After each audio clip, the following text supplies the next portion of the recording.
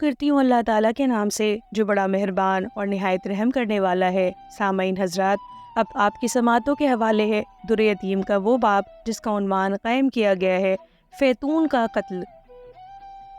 مدینے کے مسلمان جنہوں نے مہاجرین مکہ کے ساتھ سگے بھائیوں جیسا بلکہ اس سے بھی بڑھ کر نیکی، ہمدردی، مروت اور غم گساری کا برتاؤ کیا، تاریخ اسلام میں انصار کے نام سے مشہور ہیں۔ یہ لوگ اللہ کے دین کے سچے اور مخلص مددگار تھے۔ انصار کا قدیم وطن یمن تھا۔ یمن میں جب تباہ کن سیلاب آیا اور سیل عرم نے سارے یمن کو تہہ و بالا کر دیا تو اس قحطانی قبیلے کے لوگ یمن چھوڑ کر مدینہ چلے آئے اور یہیں آباد ہو گئے۔ مدینہ انصار کے اسلاف کا وطن ثانی تھا۔ سینکڑوں سال گزرنے کے بعد آئندہ نسلیں مدینہ کی ہی ہو کر رہ گئیں۔ اس خاندان میں دو شخص اوس اور خزرج بہت نامور اور بااثر گزرے ہیں۔ تمام انصار انہیں دو بھائیوں کی اولاد ہیں۔ آگے چل کر اوس اور خزرج دو مستقل خاندان بن گئے۔ یثرب یعنی مدینہ قدیم میں یہودیوں کو بہت کچھ قوت اور اقتدار حاصل تھا۔ یہودی مال و دولت میں سدا سے قارون ہوتے آئے ہیں۔ بخل ان کی فطرت اور حرص و ہوس ان کا مزاج ہے۔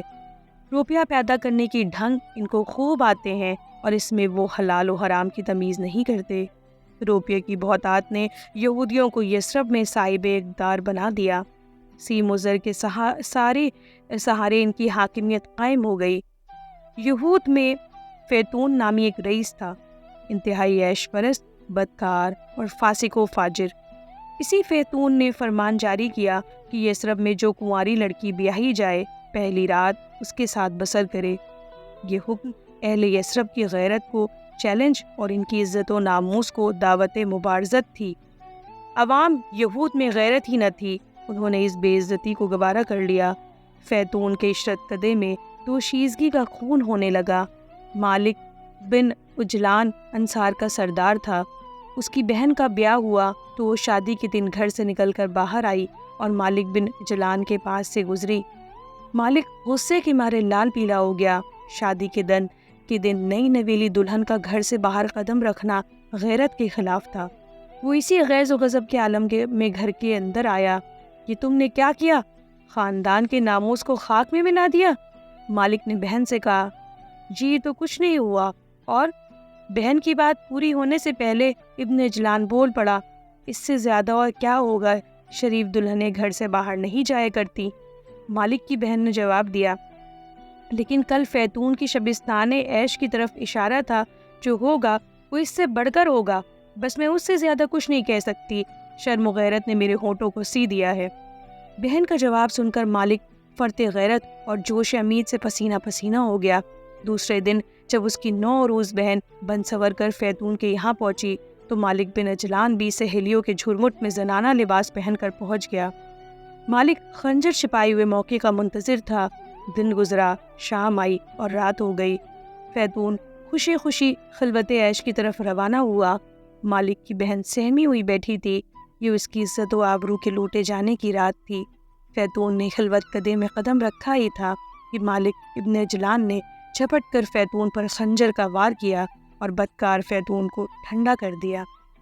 مالک بن اجلان اچھی طرح جانتا تھا کہ یہود سارے یثرب پر چھائے ہوئے ہیں، یہاں رہوں گا تو پکڑا جاؤں گا، میری حمایت میں ایک آواز بھی شاید بلند نہ ہوگی۔ اوس و خزرج نے احتجاج کیا بھی تو یہود ان کا گلا دبا دیں گے کہ تم ہمارے رئیس کے قاتل کی حمایت کرتے ہو۔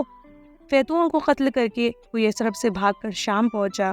ابو جبلہ وہ ثانی وہاں کا حاکم تھا، اس میں شرافت اور انسانیت کی خوبو تھی۔ مالک بن اجلان نے تمام واقعات ابو جبلہ کے گوش گزار کیے۔ ابو جبلہ کی شرافت بہت متاثر ہوئی۔ اس نے تلوار پر ہاتھ رکھ کر کہا، فیتون کی بدکاریاں اب زیادہ دن تک جاری نہیں رہ سکتی اور نہ یہودی تمہارے خاندان پر جبر و ستم کر سکتے ہیں۔ ابو جبلہ بڑی بھاری فوج لے کر یثرب پر آیا۔ پہلے دن اس نے اوس اور خزرج کے شعوب کو دعوت پر بلایا اور ان کو بیش بہا تحفے اور خلعت دے کر رخصت کیا۔ دوسرے دن یہود کے رؤسا کو دعوت دی۔ یہود خوش تھے کہ ہم اوس اور خزرج کے رئیسوں سے ہر طرح بڑھ چڑھ کر ہیں، ابو جبلہ ہمیں ان سے زیادہ قیمتی خلعت دے گا۔ مگر ابو جبلہ کی یہ چال تھی، اس نے رؤسا یہود کو قتل کرا دیا اور اس طرح یثرب میں یہود کی قوت ختم ہو گئی اور اوس و خزرج نے طاقت حاصل کر لی۔ انصار مدینہ انہی کی اولاد تھے۔